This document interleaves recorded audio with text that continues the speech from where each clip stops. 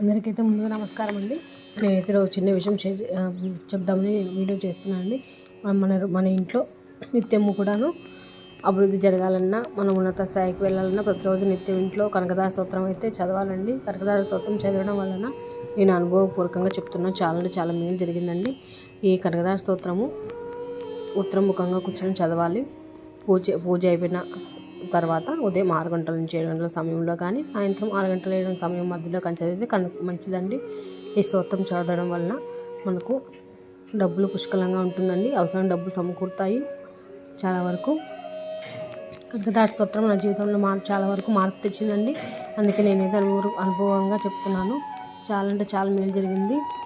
ప్రతిరోజు కూడా నిత్యము కనకదార స్తోత్రం పారాయణ చేయండి. మనకున్న సమస్యల నుంచి మనం గట్టెక్కుతామండి. ఇక చాలా మేలు జరుగుతుంది. దయచేసి ప్రతి ఒక్కరు చదవడానికి ప్రయత్నం చేయండి. కనకదార స్తోత్రం